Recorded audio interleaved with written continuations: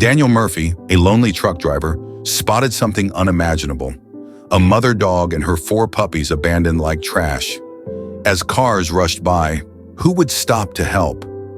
Daniel, with his warm heart and compassion, decided he couldn't walk away. But as he began helping this small family, a horrifying secret slowly began to unfold. All these dogs were unexpectedly linked to a heartless breeder involved in cruel and illegal experiments. Before continuing the story, tell me which city you're watching from. I want to know how far this video has come. Don't forget to like and subscribe to the channel so I can send you exciting stories like this every day. The morning fog still covered Interstate 95 like a ghostly shroud when the first rays of sunlight began to tinge the horizon.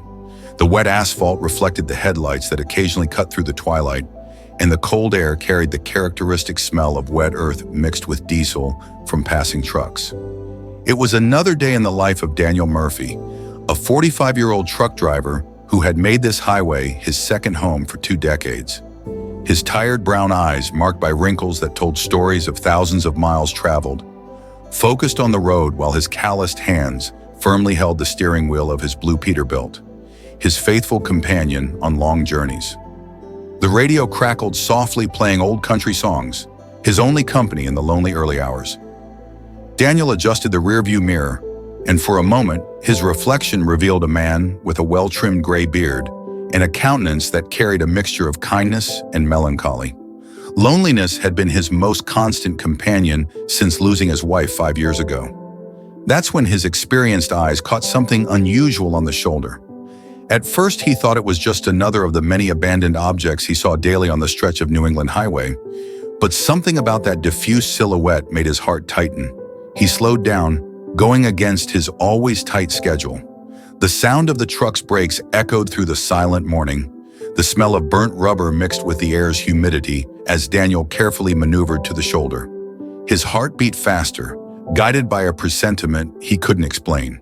He grabbed his flashlight from the glove compartment, the same one his late wife had given him, saying that light always attracts light. Words that now seemed laden with greater meaning. The cold metal of the flashlight in his hands brought a familiar sense of comfort.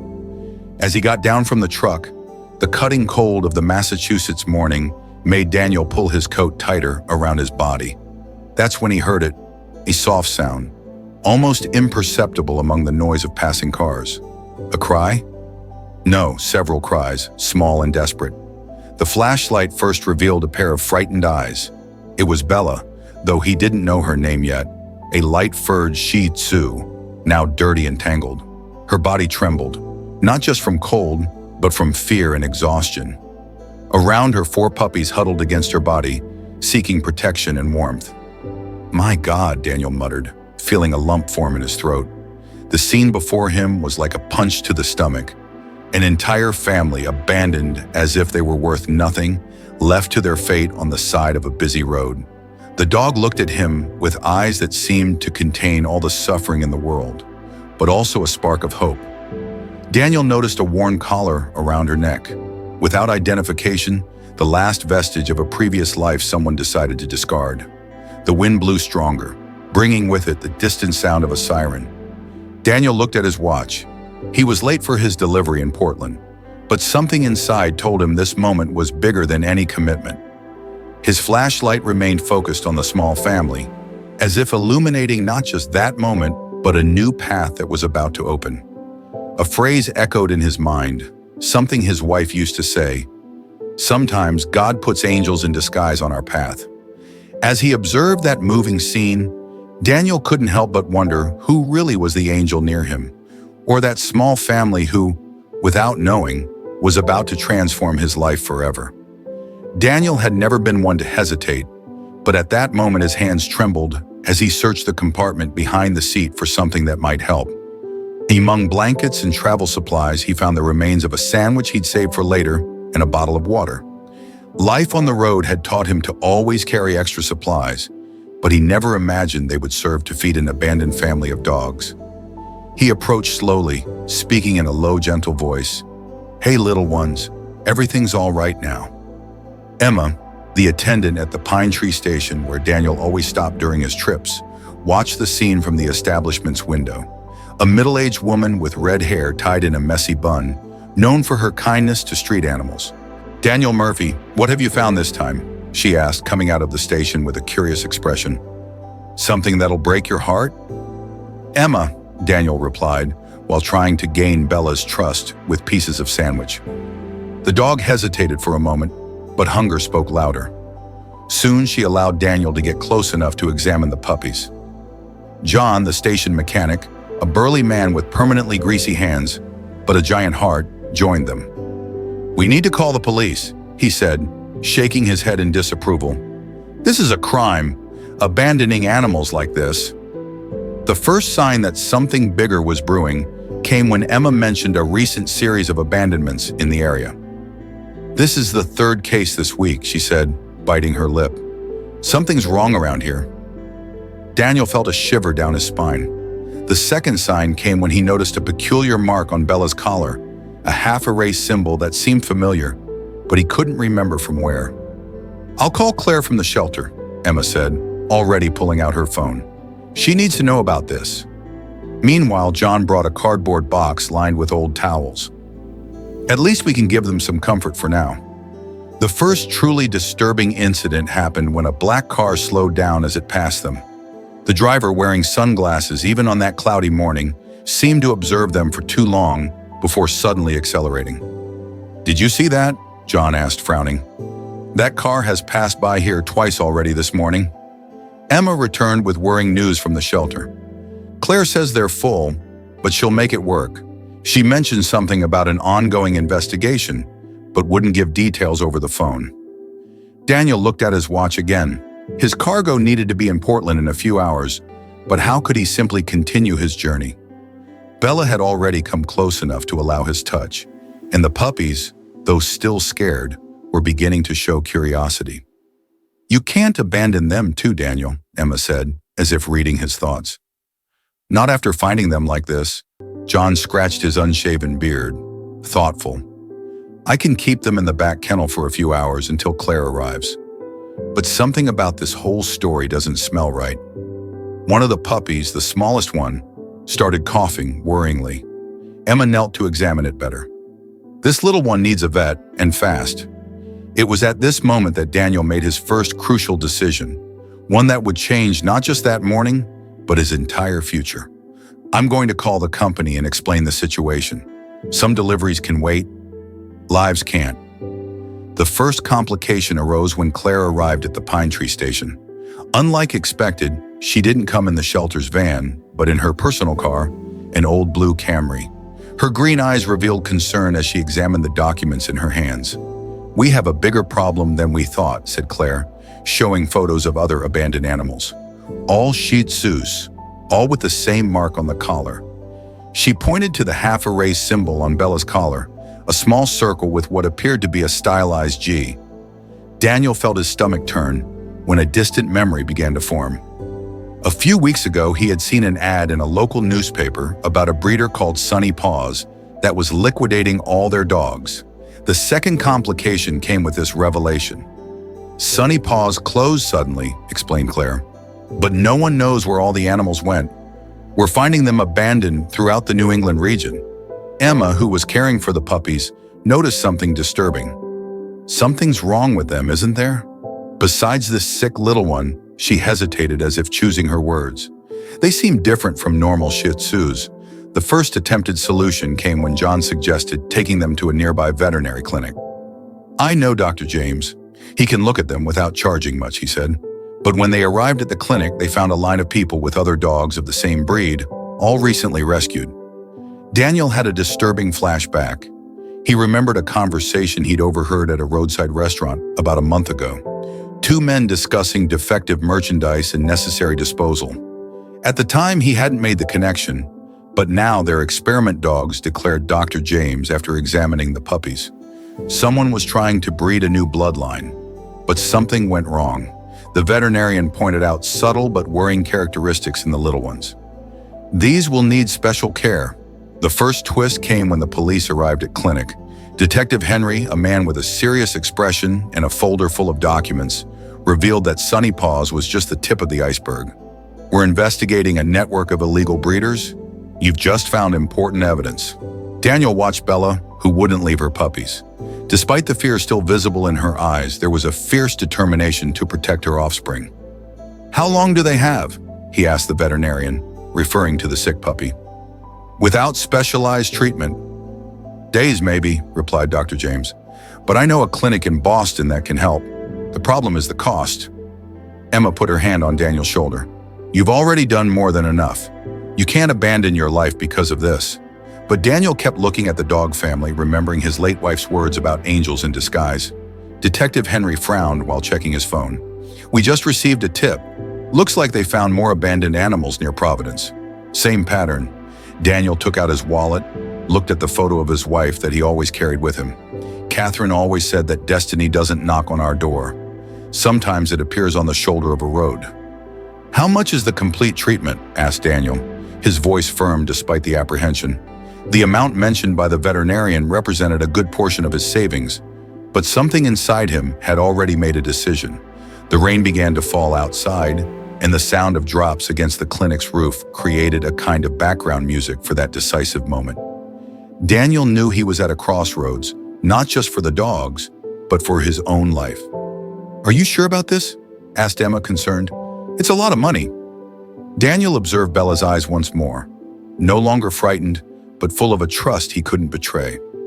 "Some deaths aren't paid with money," he replied, remembering how lonely he felt after losing Catherine. "Sometimes life charges us in love." The moment of apparent defeat came as an unexpected blow.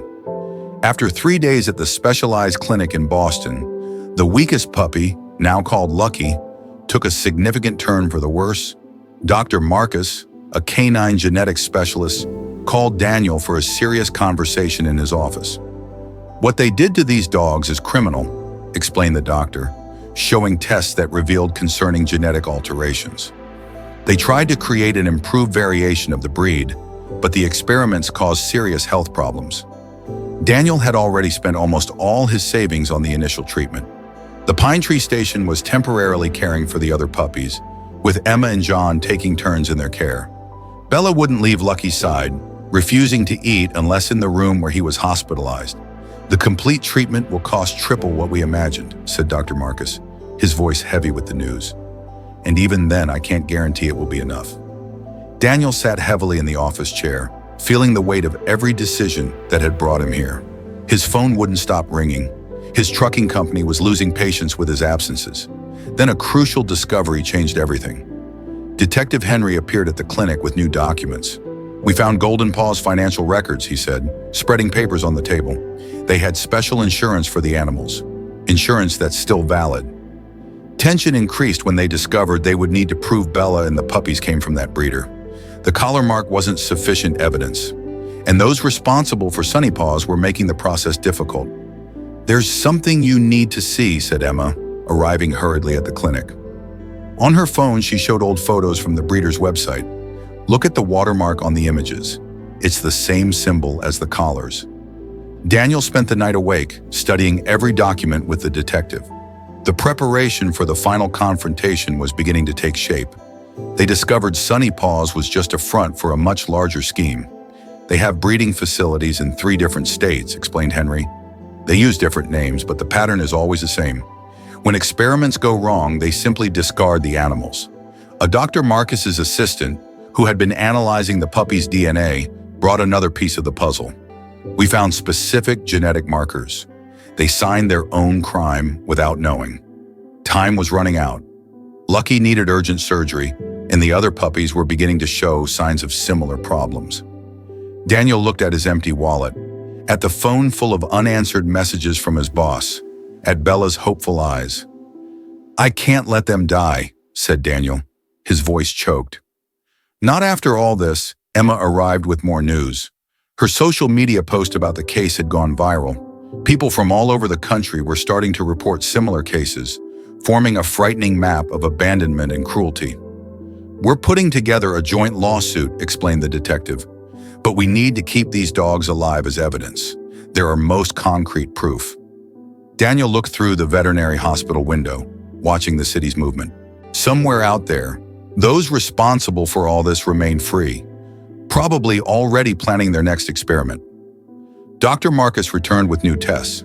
There's something different in their DNA, he said, pointing to a sequence on the monitor. Something that could only have been done in a specific laboratory. How much time do we have? Asked Daniel, feeling the weight of responsibility on his shoulders. For Lucky, 48 hours at most, answered the doctor. To prove their origin and activate the insurance? Even less. Emma held Daniel's hand. You're not alone in this, she said. We're all going to help. John arrived, bringing more allies.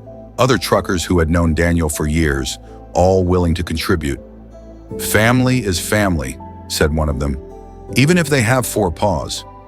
Night was falling over Boston as Daniel stroked Bella, who had finally fallen asleep beside Lucky.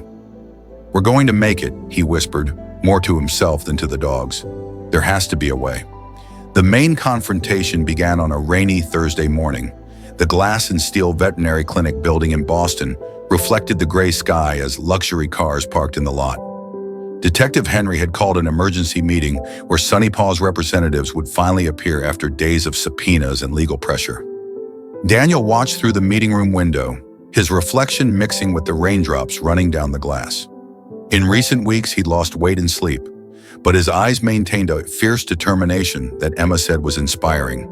They're here, announced John, who was keeping watch at the entrance. 3 lawyers and a man in an Italian suit that probably cost more than my car. Victor Frankenstein, Sunny Paw's owner, entered the room as if he owned it. Tall, impeccably dressed, with well-trimmed gray hair and a gold Rolex on his wrist. His artificial smile froze upon seeing the number of people present. Besides Daniel, Emma, and John, there were representatives from animal protection groups, other veterinarians, and 2 pro bono legal teams. You can't prove these dogs are ours, declared Peterson, his voice dripping with arrogance. Thousands of Shih Tzus are abandoned every day. It's regrettable, but we're not responsible for each one. Daniel felt his hands clench into fists, but Dr. Marcus took the lead. The geneticist veterinarian projected a series of images on the wall: DNA analyses, genetic markers, chromosomal comparisons. These specific DNA alterations could only have been made in a laboratory, explained the doctor, pointing to highlighted sequences. And only 3 laboratories in the country have this technology. Curiously, all of them have contracts with your companies, Mr. Peterson. The bigger revelation came when Emma, trembling slightly but with a firm voice, stood up to present her discovery. We received this anonymously last night, she said, connecting her laptop to the projector. The video showed the interior of Golden Paws, with dates and times clearly visible. Bella appeared in several scenes, still pregnant, wearing the same characteristic collar. The images showed procedures being performed without any safety or ethical protocols. Recognize this mark, Mr. Peterson? Asked Detective Henry, placing Bella's collar on the table. His calm voice carried a veiled threat. Because we have 27 identical collars, all found on abandoned dogs in the last 2 months? Daniel couldn't take his eyes off the businessman. Through the window facing the veterinary ICU, he could see Lucky fighting for life, connected to machines that beeped at regular intervals. The crucial decision moment came when the lawyers requested a break for consultation. They left the room, leaving a heavy silence. Emma held Daniel's hand, which trembled with contained anger. They'll try to make a deal, whispered Henry, running his hand through his gray hair. But we need more than money. We need to stop them from doing this again. That's when Dr. Marcus, who had spent the night analyzing new data, made an announcement that changed everything.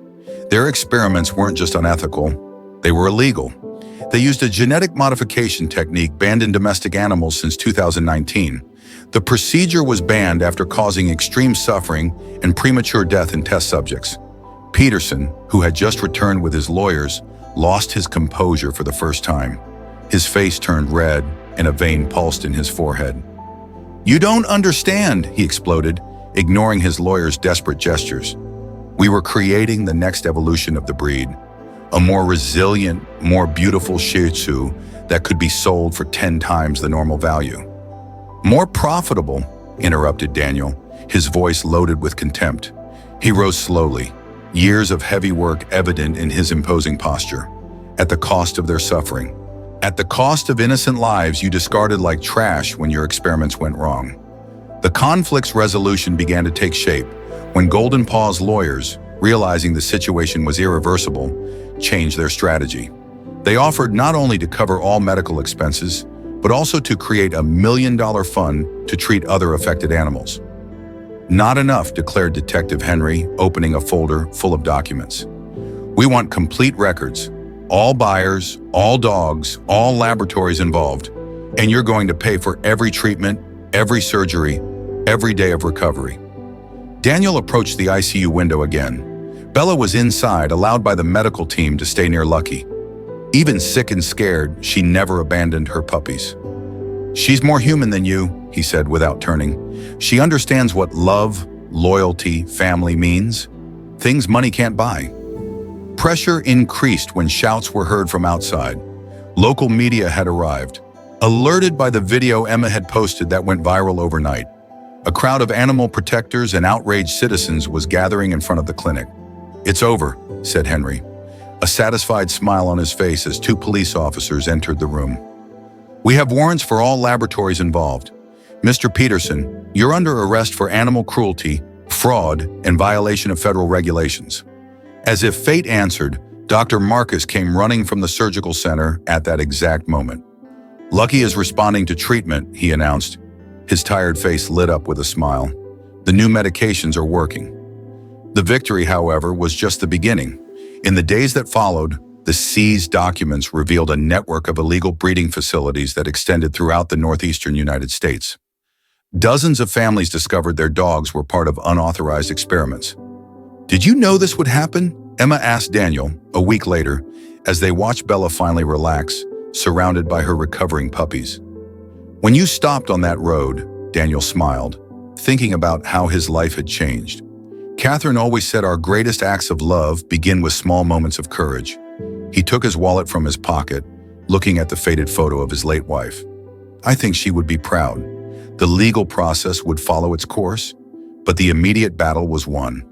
Sunny Paws and its associated laboratories were shut down. A treatment fund was established for all affected animals, and new legislation began to be discussed to prevent similar cases. "What are you going to do now?" asked John, who had become a close friend throughout the journey. They were all gathered in the clinic's outdoor area, celebrating Lucky's recovery with an improvised small barbecue. Daniel looked at Bella and her puppies, now safe and recovering. The answer was clear in his heart long before it reached his lips. In fact, maybe it had always been there, since that foggy morning on the road when he decided to stop his truck. 6 months had passed since that decisive morning on the highway. The Pine Tree Station was especially busy that sunny Saturday, decorated with colorful banners and balloons. Emma had organized a small party to celebrate Bella's puppies' graduation from their basic obedience training. Daniel watched the scene with a smile, leaning against his new truck, smaller than before, but perfect for his new regional routes that allowed him to return home every night. Lucky, now a healthy and playful puppy, never left his heels. "Who would have thought that little fighter would become the most mischievous?" commented John, serving drinks to guests. The mechanic had transformed part of his garage into a small temporary shelter for rescued animals. The transformation wasn't just the dogs. Emma's station was now known as a support point for abandoned animals, with a network of volunteers always alert. The Sunny Paws case had awakened the community to a problem that always existed, but many preferred to ignore. Bella, lazily lying in the sun, watched her puppies playing with children who came to the party. Her fur, once tangled and dirty, now shone like silk. The old collar had been replaced by a new sky blue one, with a golden tag that read Murphy Family. "Sometimes fate has an interesting sense of humor," said Daniel, watching his new family. "I was looking for a reason to start over, and I found 5. The Sunny Paws case resulted in significant changes in animal breeding legislation. Peterson and his partners were convicted, and the treatment fund continued helping animals across the country. Catherine was right," Daniel said softly, more to himself than others. "Angels really do appear in the most unexpected places." He knew his late wife would be smiling, proud of the peculiar family he had formed. The party continued until dusk, with people coming and going, some bringing their own rescued pets, others seeking information about adoption. Bella and her puppy story had become a symbol of hope and transformation. Daniel now divided his time between regional deliveries and volunteer work with rescued animals. His house, once quiet and empty, now overflowed with life and love. Lucky slept in his bed every night, as if still needing to make sure his savior was nearby. "You know," said Emma, approaching with a fresh cup of coffee, "that morning on the road changed all of us." Daniel nodded, watching the sunset painting the sky in orange hues. The same highway where it all began snaked toward the horizon, reminding that sometimes the best destinations are those we don't plan. "Some stops," he replied, with Bella nestled at his feet, "are worth a lifetime of travels." In a world full of injustices and pain, every act of kindness, no matter how small, has the potential to create profound change. Daniel didn't just save a small family, he sparked hope and shed light on an issue that had long been ignored. Through this story, we learn that sometimes in the smallest of moments, we find the opportunity to change an entire life. If this story has touched your heart, don't forget to hit the subscribe button so you never miss another inspiring and meaningful video. Our channel is dedicated to sharing profound stories of compassion, love, and the wonders of life. Share this story to spread the message of love and hope to more people. Make sure to turn on notifications so you stay updated with our latest uploads. Thank you for watching, and we look forward to seeing you in the next video.